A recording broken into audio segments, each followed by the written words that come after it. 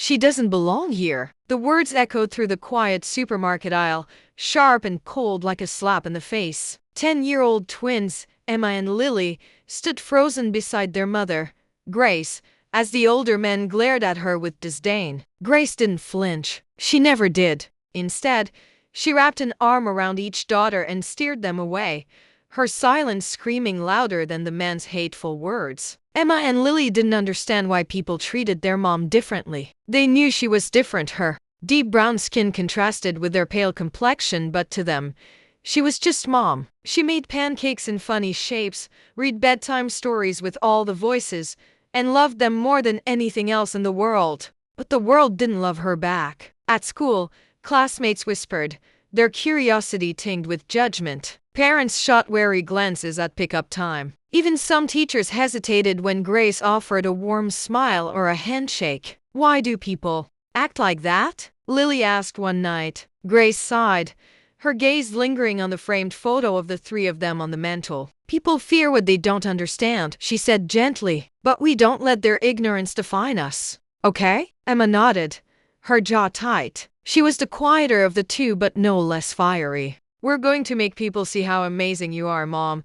Grace chuckled softly, brushing back Emma's blonde curls. "You already do, sweetie." Years passed, but the whispers never stopped. Grace worked 2 jobs to provide for the girls, her head held high despite the weight of judgment. Emma and Lily, now teenagers, watched her sacrifice everything for them. But they noticed something else too: loneliness. Grace rarely laughed anymore, her smile dimmed by exhaustion and isolation. The twins decided it was time for her to find happiness, and they had a plan. They would find their mom someone to love. Online dating? Grace raised an eyebrow, staring at the laptop the girls had placed in front of her. "Yes," Lily said, practically bouncing. "It's how people meet these days." Emma chimed in, her voice steady and convincing. "You deserve to be happy. Mom, you deserve someone who loves you as much as we do."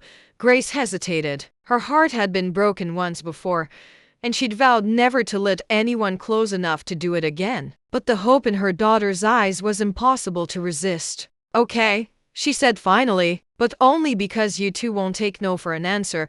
The process was awkward and uncomfortable. The twins helped her set up a profile, carefully choosing pictures that showed her warmth and beauty. Messages poured in, but most of them felt wrong, superficial, insincere, or downright creepy. Then came him. His name was Marcus, and his messages were thoughtful, kind, and genuine. He didn't just compliment Grace's appearance. He admired her strength, her love for her daughters, and her passion for helping others. "He sounds perfect," Emma whispered after Grace read one of his messages aloud. "He feels different," Grace admitted, her cheeks flushing. After weeks of messaging, Marcus asked to meet in person. Grace was nervous, but the twins insisted. "You're amazing, Mom." "He's lucky to meet you," Lily said, giving her a tight hug. The night of the date, Grace wore her favorite blue dress. Emma and Lily watched from the window as Marcus pulled into the driveway in a sleek black car. But when he stepped out,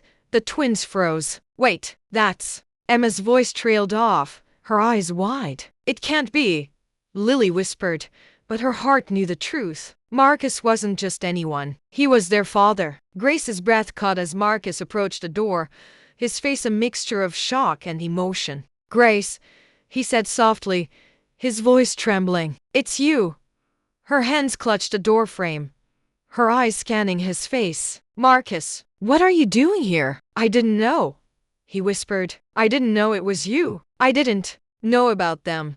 His gaze shifted to the twins, standing frozen behind their mother. "You left," Grace said, her voice breaking. "You walked away and never looked back." "I was a fool," Marcus admitted, his eyes filled with regret. "I've spent years trying to make up for it, but I didn't know how to find you. I thought you moved on." Grace's heart pounded. The twins stared, their minds racing. They had wanted to find someone who would love their mom, and they had only it was the man who had once broken her heart.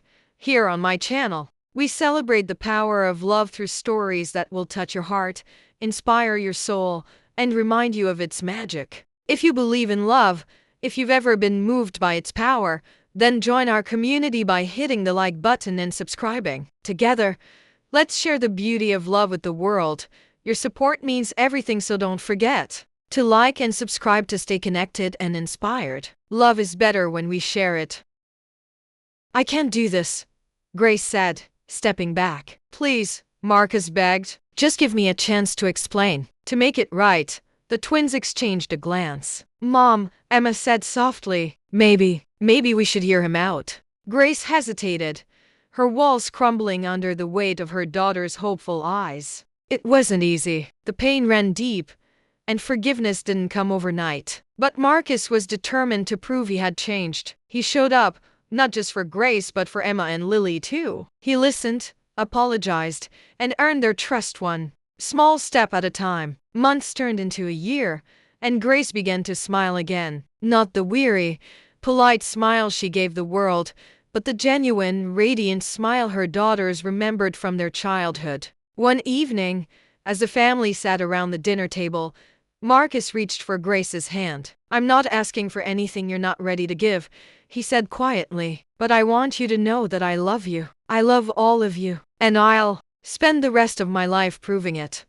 If you let me. Tears filled Grace's eyes as she looked at the man she had once loved, now a stranger trying to become family again. Emma and Lily watched, their hearts full of hope. I think, Grace said finally, her voice steady and clear, it's time we write a new story. And for the first time in a long time, the future didn't seem so lonely after all. The room fell silent after Grace's words, but it wasn't the uncomfortable silence of uncertainty. It was a silence full of possibilities. The twins held their breath, watching their mother and Marcus exchange a look that seemed to speak volumes. Emma finally broke the quiet. So, does this mean we can call him Dad? Her voice was teasing, but there was a hint of sincerity behind it. Grace turned to her daughters, her expression softening. That's up to you, sweetheart. He has to earn that title. Marcus nodded earnestly. She's right. I don't expect you to call me anything you're not ready to.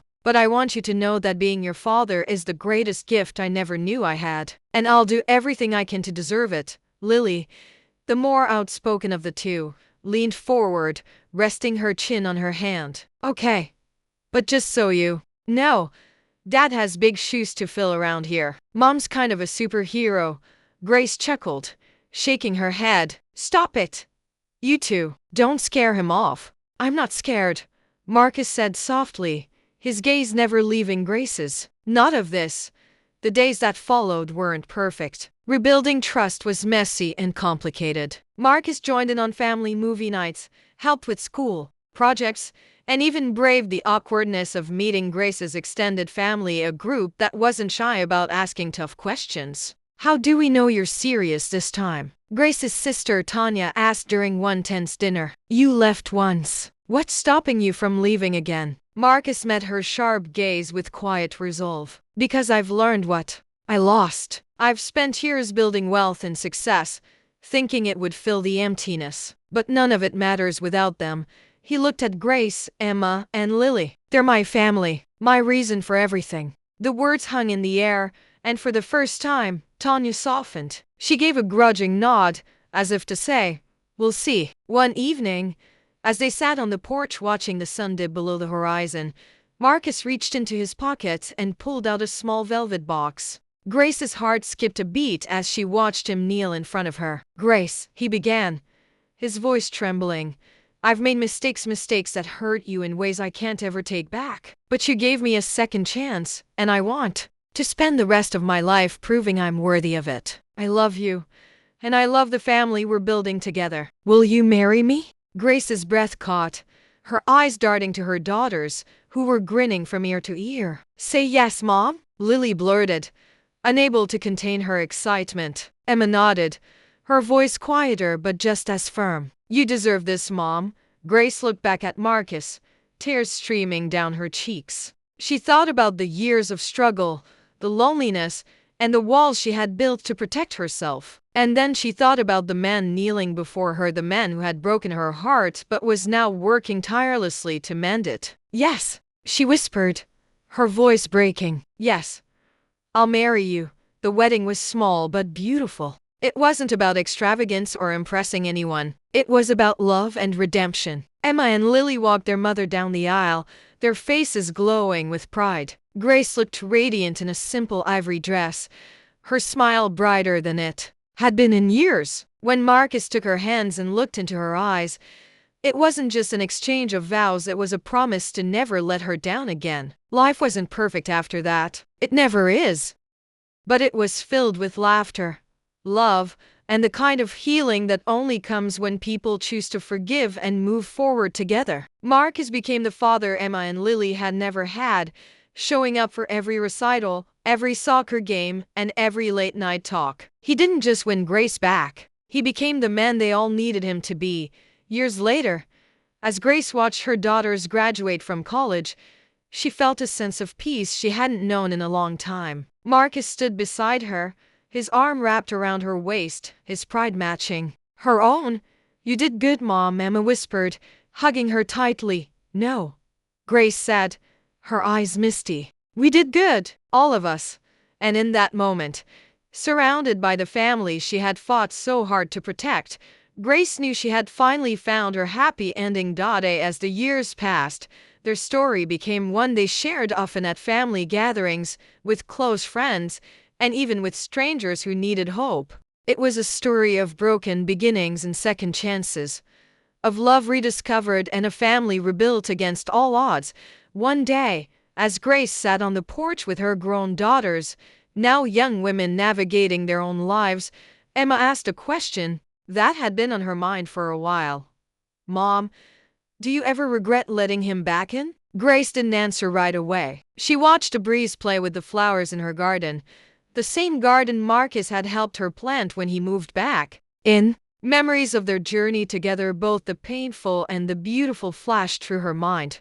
"No," she said softly, turning to look at her daughter. "I don't regret it. Forgiveness isn't easy, but it's powerful. It doesn't mean forgetting what happened or pretending it didn't hurt. It means choosing to let love have the final say." Lily leaned against the porch railing, her eyes thoughtful. "You're so much braver than I think I'll ever be," Grace smiled, reaching out to squeeze her hand. "You're braver than you know. And one day, when love asks you to take a risk, you'll find the strength to say yes, too." Inside, Marcus was working on dinner, humming a tune from one of his favorite jazz records. He had aged gracefully, with silver streaking his once dark hair, but his smile was as warm and genuine as ever. He glanced out the window at the sight of his wife and daughters, his heart swelling with gratitude. He thought about the men he used to be, selfish, ambitious, and blind to what truly mattered. And he thought about the men Grace and the girls had helped him become. Every day, he thanked them in little ways, making breakfast, showing up, never missing a moment that mattered. As he set the table, he called out, "Dinner's ready." Grace and the twins came in, their laughter filling the house. It was a simple sound, but to Marcus, it was the most beautiful music in the world. Later that evening, as the family sat together in the living room, Grace brought out an old photo album. The twins groaned but leaned in, eager to relive the memories. "Remember this?" Grace pointed to a picture of Emma and Lily as toddlers, covered head to toe in finger paint. Lily laughed. "I was an artist in the making." "And this?" Marcus added, holding up a photo of their first family vacation together after he returned a camping trip where nothing went as planned but everything felt perfect anyway. Emma shook her head, smiling. "You were terrible at putting up the tent." Marcus laughed, pulling her into a side hug. "And you were terrible at making s'mores." "I'm still better than you." Emma teased, sticking out her tongue. Grace watched them, her heart full. Life hadn't been easy, but it had been worth it. She had fought for her family, and together, they had created something unshakable. As the night wore on, and the house quieted, Grace and Marcus sat on the porch under the stars, just as they had so many times before. He reached for her hand, their fingers intertwining. "You've given me everything," he whispered. "A second chance, a family, a life I never dreamed I'd have." Grace leaned her head against his shoulder, her voice steady and full of love. "And you've given me something I never thought I'd have again, hope." They sat in silence, the weight of their journey behind them and the promise of many more years ahead. For Grace, Marcus, Emma, and Lily, the story wasn't just about finding love, it was about choosing it every single day, and in that choice, they found their happily ever after.